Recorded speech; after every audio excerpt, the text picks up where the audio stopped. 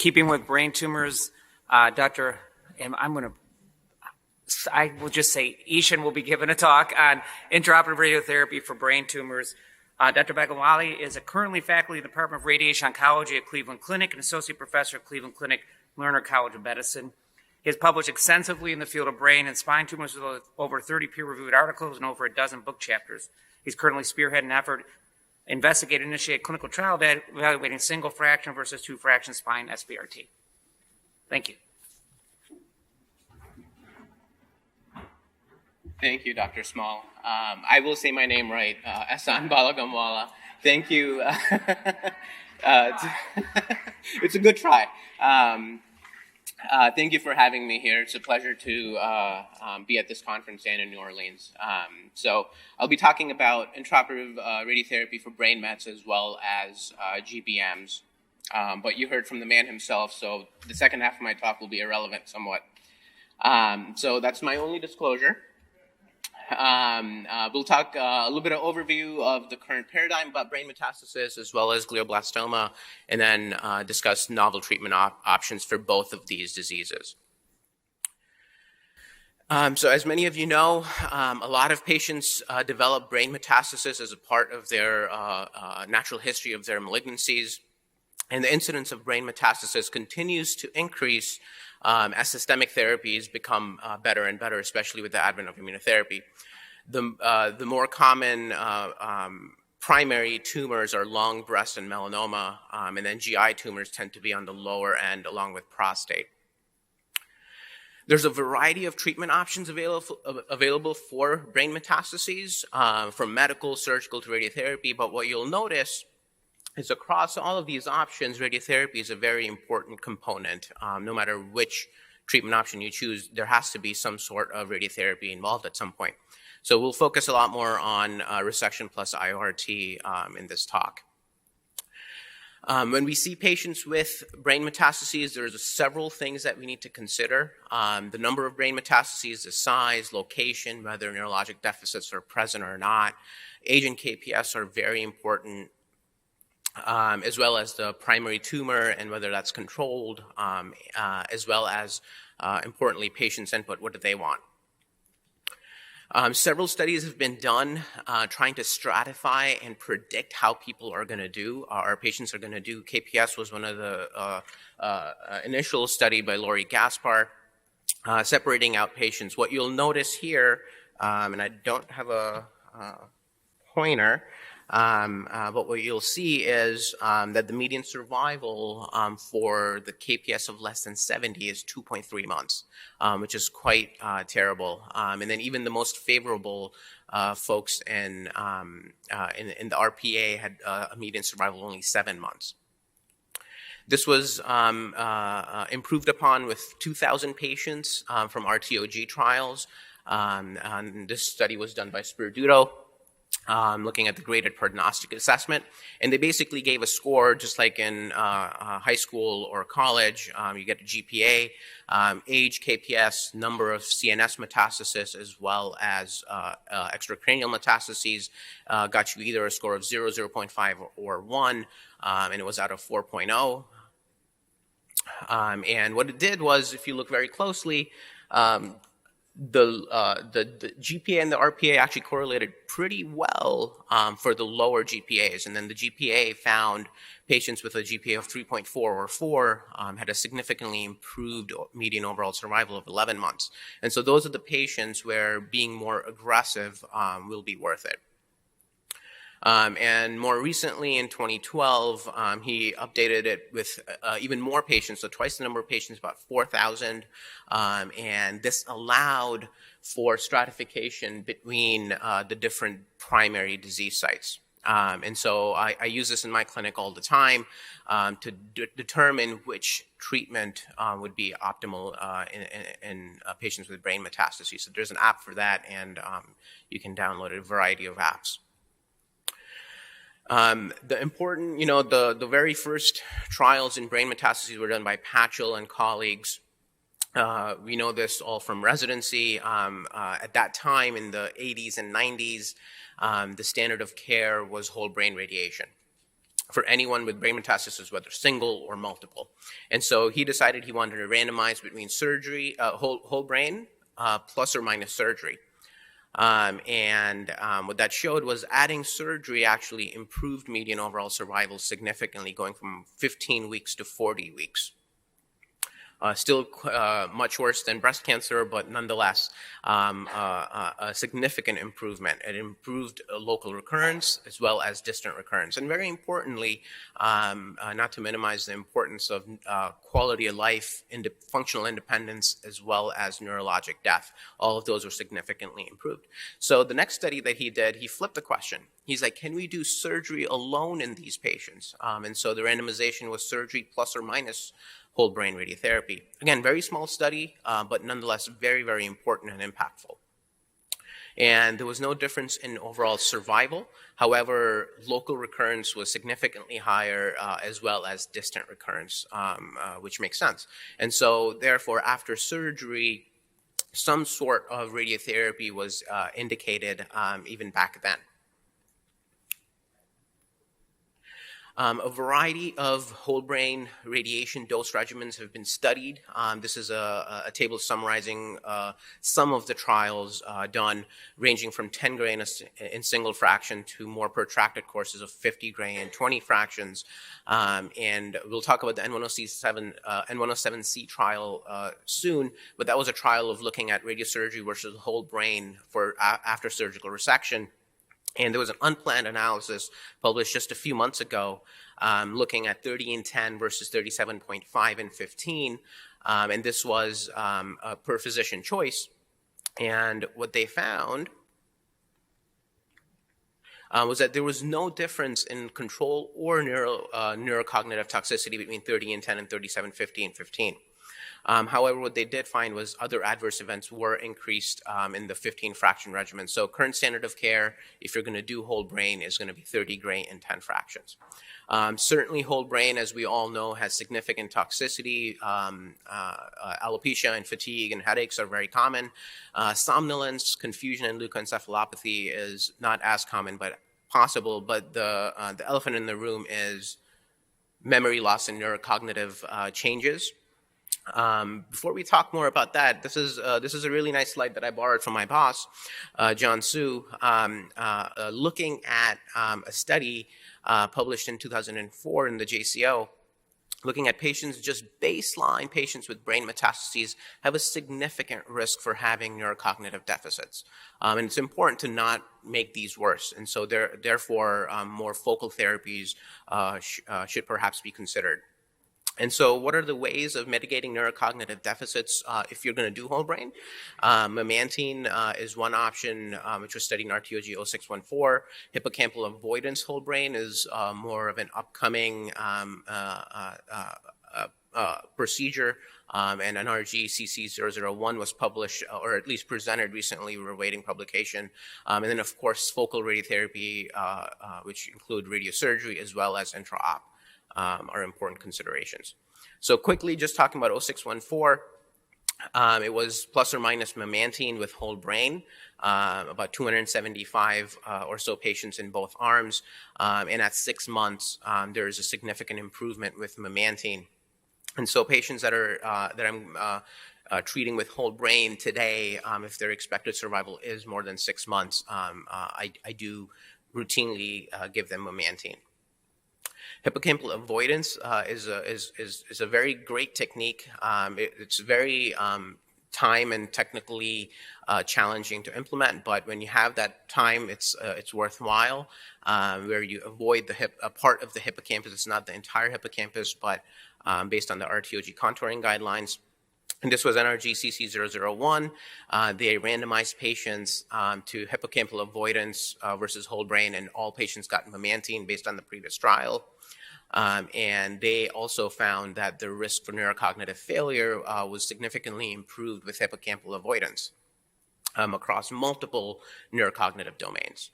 And so if insurance approves it, that's also something standardly that I'm considering in my clinic. More focal treatment options like radiosurgery, there's been several trials.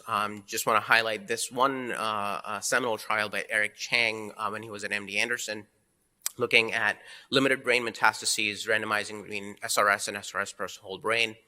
And what he found was there was significantly improved neurocognitive deterioration-free survival in patients receiving radiosurgery. And so this study was part of a meta-analysis as well, looking at 3 trials, IAMA, Chang, and EORTC studies. And Eric Chang did this meta-analysis.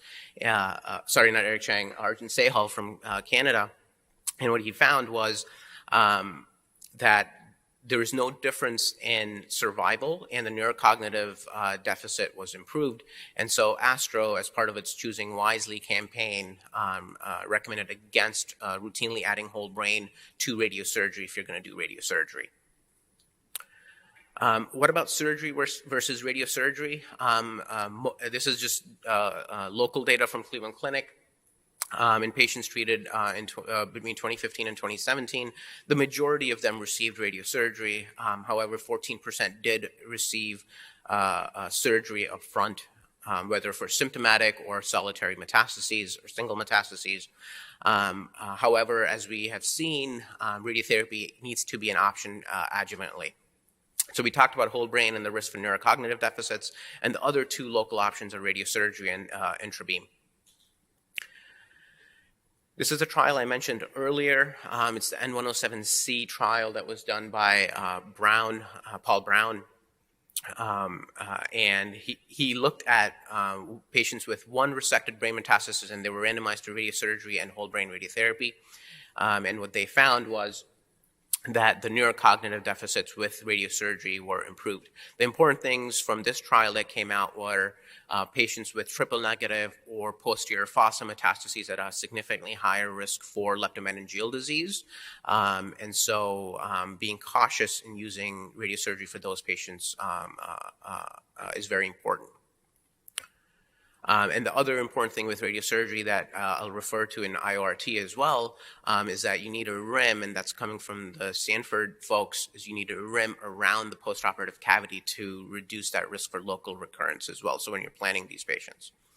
Now, talking about intrabeam, there's a number of advantages over radiosurgery. Certainly convenience.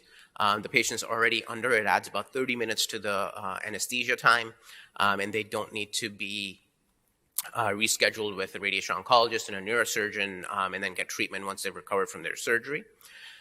There's also, we'll talk about some of the data, there's good control without needing a lot of a high dose of radiation. And certainly a very important point today is quicker time to resuming systemic therapy, which is very important for these folks. So I just want to quickly talk a little bit about the Cleveland Clinic Perspective cohort done by Robert Weil when back many years ago. This was a phase 1 trial looking at 23 patients enrolled in between October 2004 to 2007. All the tumors had to be supratentorial, and lymphomas, germ cells, and small cell lung cancer were excluded. And having prior radiotherapy was also an exclusion criteria on the trial. All the patients were attempted for a gross total resection. And after the tumor was resected, the cavity was measured and the appropriate size spherical applicator was chosen. The dose was 14 gray to a depth of 2 millimeters, similar to what you would want to do with radiosurgery. And actually at that time, that data from Stanford about radiosurgery was not out. So this was quite forward-thinking of the group. In terms of the results, all the patients tolerated the procedure well. 7 patients developed a local recurrence. However, 3 of them had a local recurrence with leptomeningeal disease. And these patients actually had an infiltration of the PIA and the dura on pathology. And so if you exclude these patients, the recurrence rate is only about 20%, which is very similar to other modalities like whether gamma knife or LINAC-based radiosurgery. 24% distant recurrence rate in the brain, which is expected when you do a focal modality rather than whole brain. And the median overall survival was 30 months, which was very favorable, even almost a couple decades ago. And so conclusions from the study was that it's feasible. Local control, distant brain control, and long-term survival were very similar, comparing radiosurgery or whole brain to intrabeam. Certainly patients get onto systemic therapy well. And just like with radiosurgery, if patients have either posterior fossa metastases or the dura is at risk, whole brain is a better option for them to minimize the risk for leptomeningeal spread. Switching quickly to GBM, and I can be brief here, since we had a great talk right before me. This is a very humbling tumor. I treat a lot of brain cancers and pancreatic cancers, and I'm just humbled every day and how poorly we do, and there's so much more opportunity to improve in these disease sites. About 18,000 primary brain tumors, and about almost half of them are malignant, the majority of being glioblastoma. Radiation therapy has been a very important part of overall management for these patients. However, majority of these patients, like Dr. Gerardo mentioned, they do succumb to this disease locally as well as distant brain control. So the standard of care for GBM has evolved very slowly over the last few years. Surgery has been the most important component with an attempt for gross total resection. And Stoop in 2005 in the New England Journal presented the trial of adding temozolomide to radiotherapy, and that showed a significant improvement in median overall survival, and in the RT plus temozolomide arm, the median survival was about 15 months. And more recently, almost a decade afterwards, was the second Stoop trial that was published looking at adding tumor treating fields, which is an electric field around the brain, quite intrusive to patients, with a median survival of 21 months, which is very encouraging. But there's still a lot of room for improvement. In terms of advancements in radiotherapy for GBM, it's been limited. The biggest advancement, as you can see by the date that in the bottom right-hand corner, was from the 80s, which was not doing whole brain and doing partial brain, which kind of seems like a obvious thing to say right now, that doing partial brain will have less toxicity than whole brain. But the important things to kind of take from this old data is that 80% of recurrences are happening within 2 centimeters, and about half of the recurrences are happening within 1 centimeter, raising the important point of local control. And so the RTOG GBM radiotherapy guidelines do a sequential boost from T2 plus 2 centimeters gets 46 gray, and then a smaller boost field gets another additional 14 gray for a total dose of 60 gray. We use a slightly different approach of a simultaneous integrated boost technique at Cleveland Clinic. Similar target volumes, but there's no sequential boost. The entire course is the same in 30 fractions. A lot of things have been done over the last few years trying to improve radiotherapy. People have tried dose-escalated IMRT, brachytherapy, stereotactic radiosurgery, and then we'll talk a little bit more about IORT with the Intrago trial. The dose-escalated IMRT comes from the University of Michigan. They treated brain to a dose of 90 gray, GTV plus 0.5 centimeters. And they had very strict criteria of defining patterns of failure. And this is kind of these old plans looking at the high dose region. And what they found was their median overall survival was only 12 months. And 2 patients developed multifocal recurrence, and the majority of the failure was still in the treated volume. They say in their paper that there was no increase in radiation-related morbidity, which is surprising to me because 90 gray to the brain and not having any radiation necrosis, I don't know what that means, quite honestly. Anyway, so moving on to brachytherapy from Princess Margaret in Toronto. They did patients randomized 50 gray and 25 fractions versus 50 gray and 25 with I-125, and they treated to 60 gray, which is, again, very interesting. It's not really dose escalation in my mind because we treat to about 60 gray anyways. They did not stratify patients, and there was really no statistical difference between brachytherapy and no brachytherapy. So that approach also was not great. And so RTOG has looked into radiosurgery. This is RTOG 9305, stratifying patients to 60 gray and 30 fractions with old school chemotherapy, so BCNU, versus doing radiosurgery first and then doing 60 and 30 afterwards. And they did not find a improvement in overall survival either. NRGBN001 is currently accruing, and the biggest criticism from those previous studies was this was in the pre-Temodar era, so we're repeating a multi-million-dollar trial again, looking at dose escalation, and this is looking at 60 versus 75 gray, and protons are allowed on this trial. And the target accrual is 576, and it's in the early stages of enrollment. So certainly, what are the concerns with pure radiotherapy dose escalation? A lot of these trials were done in the pre-Temodar era, and so Temodar we know adds to survival. And the other important thing is that radiotherapy planning takes at least 1 to 2 weeks, and most patients are not starting at least till 4, maybe 5 weeks out after surgery. And so as you can see over here where the pointer is, when you have surgery done, there is a significant decrease in tumor burden, especially if you can get a gross total resection. However, there's still microscopic disease. And when you delay initiation of cancer therapy, there can be some tumor regrowth. And so perhaps there is a potential advantage of delivering some radiation prior to tumor regrowth, and that's where the Intrago trial comes into play, is if you can give some radiation dose and further decrease the tumor cells and the tumor burden, perhaps when you add the standard of care of chemoradiation and tumor treating fields after, perhaps you'll get the tumor burden down to what would be and achieve immunotolerance in the brain, which would be very interesting and certainly practice changing.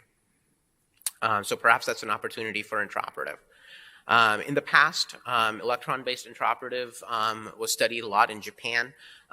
These are just differences between modalities, but one of the concerns for electron-based intraoperative was you have to select the electron energy. So if you don't select that appropriately for the appropriate size and the cavity, you'll underdose the margin. If you don't select the right cone size, you will also underdose. And of course, the angle matters a lot with electrons. And so Intrabeam tries to get around this. You have applicators from 1.5 to 5 centimeters, and it's still very important to select the right size of applicator. Otherwise, you would be underdosing, but you don't have choice over the energy. And so I can skip through this because you heard from him more updated versions, but I want to kind of, just looking at this trial, point out things that kind of popped out to me was the radiation necrosis risk. If you remember, I talked about the Michigan data, and they said that they had no radiation necrosis after 90 gray. I find that very hard to believe, but the risk of radiation necrosis here was also very low. Only a couple patients developed radiation necrosis. Which has become, which was basically a sentence of steroids in the past, but with the advent of Avastin for that, it's become a lot easier to treat. And as it happens, Avastin is also second line for GBM recurrence, and so you kind of kill 2 birds with 1 stone. The local control was very good here, whether you looked at all patients or per protocol analysis. The progression-free survival was also quite good, and he showed you this, so we can skip through that. And the overall survival was also actually very interestingly, it was pretty positive, 16 months versus about 18 months in the per protocol cohort. And so take-home points for me from the Intrago trial is very interesting initial data. I'm excited about Intrago 2 to see what that will show. The risk for toxicity, importantly, was low.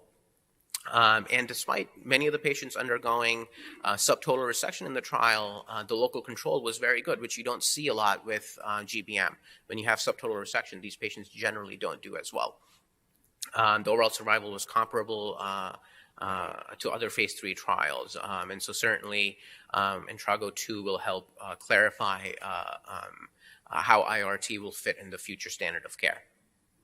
So in conclusion, brain metastases, in addition to local and distant brain control as well as overall survival, quality of life and neurocognitive deficits are very, very important functional endpoints. And some patients, many of these patients are going directly to radiosurgery. However, when patients do go to surgery, IORT should be considered versus SRS to the resection cavity. In terms of GBM, outcomes continue to remain poor despite addition of temozolomide. And the older dose escalation studies were done in an era of ineffective chemotherapy. So hopefully future studies that are incorporating dose escalation along with Temodar will show some benefit as well. With that, I'd like to conclude. Thank you very much for having me. It was a pleasure to speak here.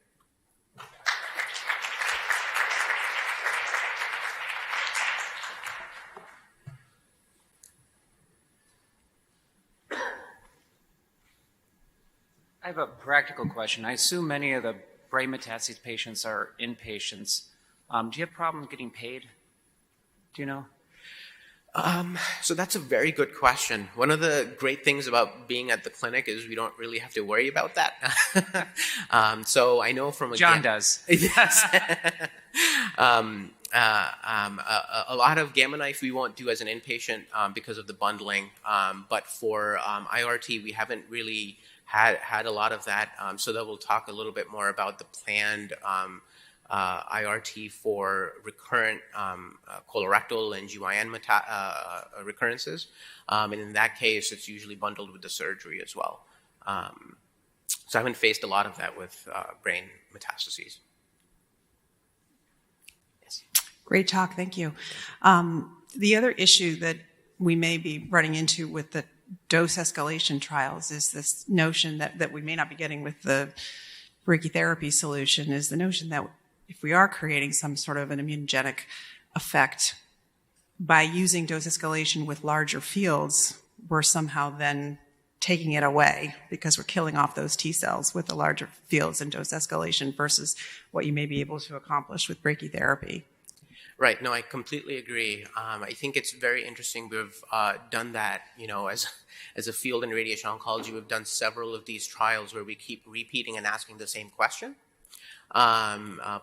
It's classic example in prostate cancer where we keep asking the question of pelvic nodal irradiation and keep asking these questions. Same thing with the BN001. I think it's an interesting concept, but it raises important questions about whether is that where our resources and efforts, is that where we should be putting, whereas we should do more focal. So perhaps, they should have considered radiosurgery as a boost because it would be a smaller target volume compared to, or IORT, exactly.